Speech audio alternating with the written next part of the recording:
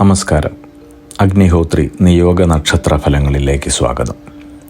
2025 April 1 മുതൽ 30 വരെ, അതായത് മീനം 18 മുതൽ മേടം 17 വരെയുള്ള വിവിധ നക്ഷത്രങ്ങളിൽ ജനിച്ചവരുടെ സമ്പൂർണ്ണ നക്ഷത്രഫലങ്ങൾ നവഗ്രഹങ്ങളുടെ രാശി സഞ്ചാരം അവലംബിക്കുന്നു. നാൽഫലങ്ങൾ പറയുന്നതിന് മുൻപായി രാശിയും നക്ഷത്രങ്ങളും തമ്മിലുള്ള ബന്ധം പരിശോധിക്കാം.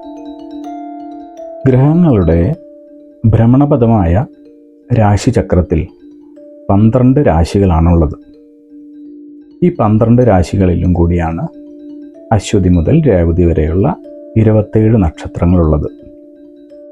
ഒരു രാശിയിൽ 2.25 നക്ഷത്രമാണ് ഉണ്ടാവുക. ഇത് പലതരത്തിലും വരാം. ചില നക്ഷത്രങ്ങളുടെ അരഭാഗവും മറ്റു ചില നക്ഷത്രങ്ങളുടെ മുക്കാലോ കാലോ ഭാഗങ്ങളുമായിരിക്കും ചിലപ്പോൾ ഒരു രാശിയിൽ ഉണ്ടാവുക. എന്നാൽ 18 നക്ഷത്രങ്ങൾ മാത്രം ഓരോ രാശിയിലും പൂർണ്ണമായി ഉണ്ടാവും. അതേതൊക്കെയാണ്?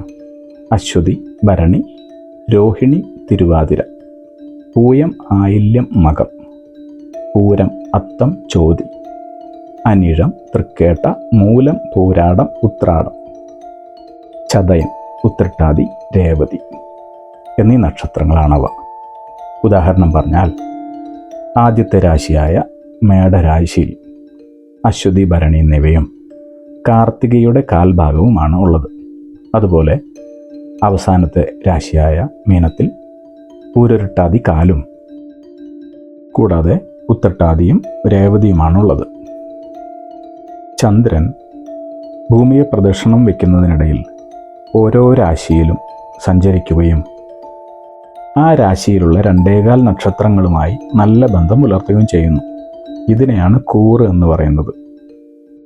അങ്ങനെ 27 ദിവസങ്ങൾ കൊണ്ട് ചന്ദ്രൻ 12 രാശി പൂർത്തിയാക്കുന്നു. ഈ കാലയളവിനെയാണ് നക്ഷത്രമാസം എന്ന് പറയുന്നത്. ചുരുക്കി പറഞ്ഞാൽ, ചന്ദ്രൻ നിൽക്കുന്ന രാശിയെ ആണ് കൂറ് എന്ന് ജ്യോതിഷത്തിൽ പറഞ്ഞു വരുന്നത്.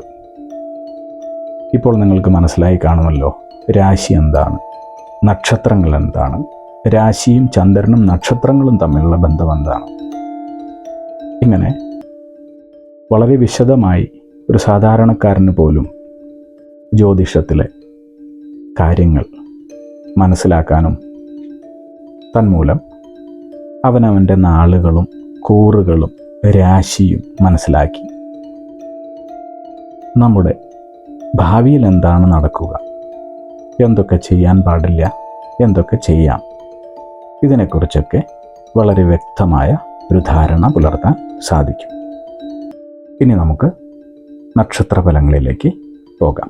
പുണർദം നക്ഷത്രം തങ്ങളുടെ കർമ്മരംഗം ഏതായാലും നേതൃസ്ഥാനത്തിലേക്കുള്ള അവസരങ്ങൾ തെളിയുന്നു.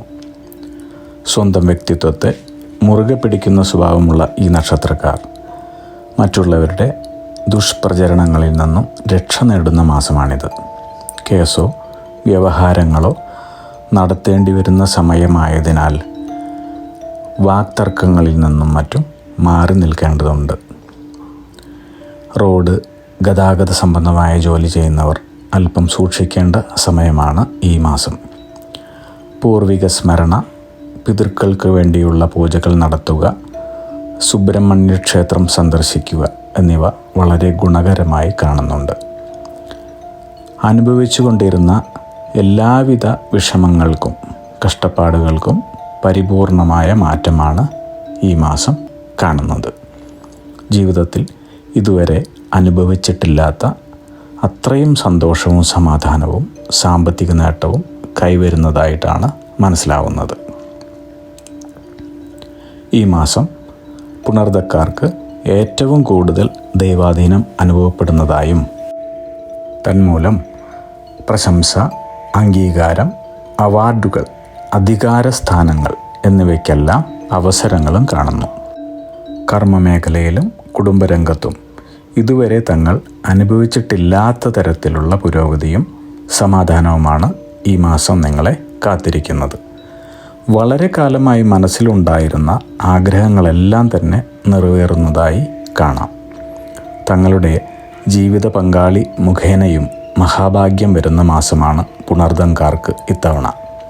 മാനസിക ഉല്ലാസത്തിനും ജോലിയോ ബിസിനസ് സംബന്ധമായോ ഉള്ള ധാരാളം യാത്രകൾക്കുള്ള യോഗവും കാണുന്നുണ്ട്. അഗ്നിഹോത്രി നിയോഗ പ്രവചനങ്ങളെക്കുറിച്ചും നിങ്ങളുടെ ജീവിത നിയോഗത്തെക്കുറിച്ചും അറിയുവാനായി ഞങ്ങളുടെ വെബ്സൈറ്റ് സന്ദർശിക്കൂ. യൂട്യൂബ് ചാനൽ കാണൂ, ലൈക്ക് ചെയ്യൂ, ഷെയർ ചെയ്യൂ, കമൻറ്റ് ചെയ്യൂ, സബ്സ്ക്രൈബ് ചെയ്യൂ. അഗ്നിഹോത്രി നിയോഗ പ്രവചനങ്ങൾ മനുഷ്യ നന്മയ്ക്ക്.